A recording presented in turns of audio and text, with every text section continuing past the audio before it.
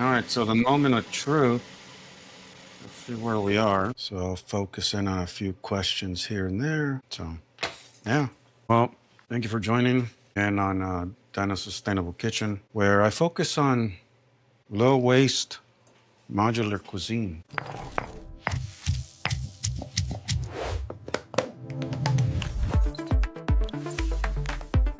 All right, so our birria has been now going for just about 2 hours. So let's see where it's at.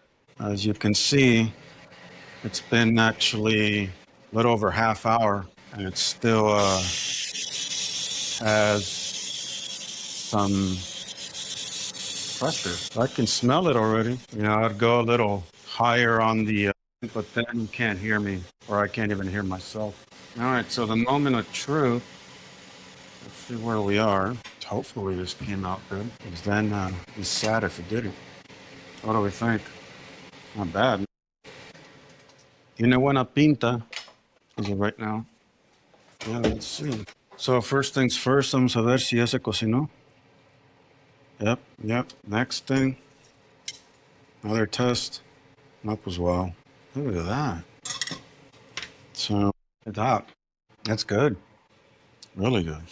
Poquita sal, pero that was expected. Notice how the meat's no tan ni seca. That's done. All right. Ahora, ¿qué vamos a hacer? So you can see it. You have all the fat, right? So you see all the aceite right here?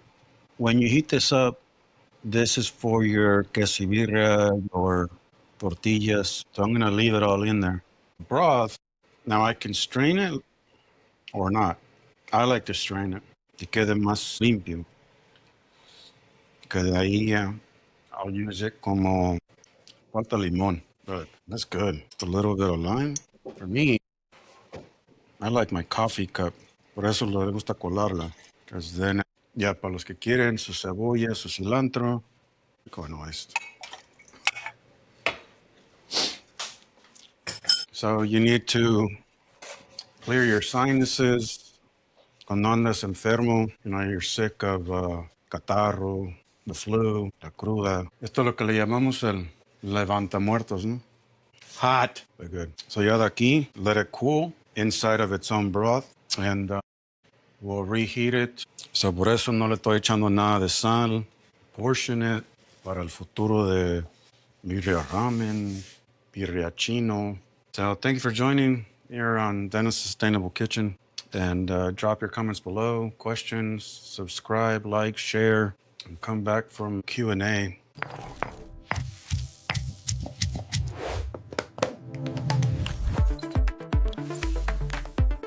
All right, so what's the Instapot cook time? Well, on the pot itself, it once it's pressurized, it was 65 minutes. Then at least 20 minutes before release.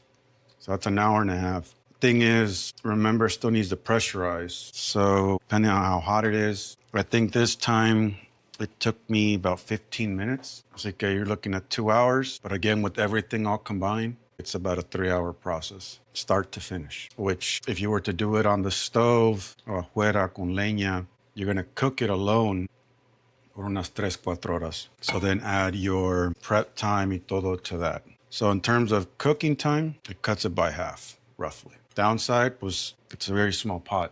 Pero yo lo que quiero es el consomé, and I can add more meat to it. So if you're in a hurry, can you do a quick release as soon as it's done? Yes, technically, but I would not. One, it's going to be very, very pressurized. So you might actually have a lot of the broth still coming up. When the pressure drops really quick, it can seize the meat and make it tougher. So I would not skip that step. Está muy picoso. Was it too spicy? Currently, no. Tiene a little bit of a kick. Since I'm going to let it set overnight, it is going to get spicier. How to dilute it. When you reheat it, puedes echarle un poquito más de agua, a little bit of lime to cut with it. But no le voy a agregar más chile, es nada de eso. Also, if you're going to cook more meat into it, it'll dilute the flavor. Reduce the spice, vinagre, but that's what the lime is for. Can you sear the meat in the pressure cooker? You mean in la olla? Yes. Tienen that sauté feature. I'm not sure how powerful it is.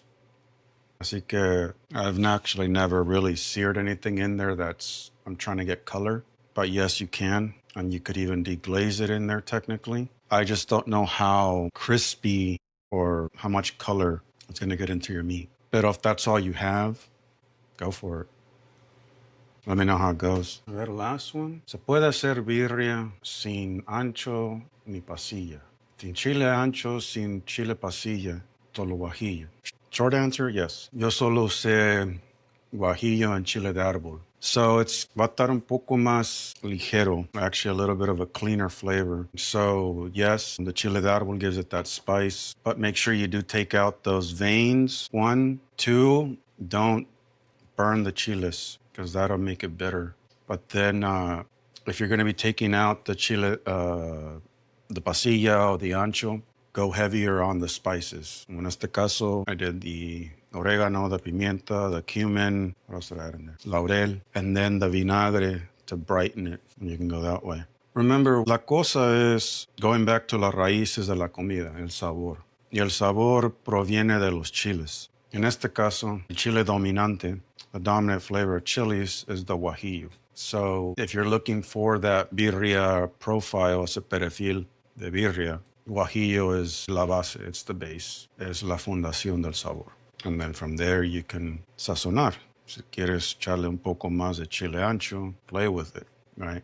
But your dominant chile and your dominant flavor should come from the guajillo, and it shouldn't be bitter. Hopefully that helps. So yeah, thanks for joining. Again, if you guys have questions, comments, like, subscribe, share. I'm happy to share what I know and go from there. So I'll look at finishing this up with the portioning and some kind of tacos tomorrow. But cuídense.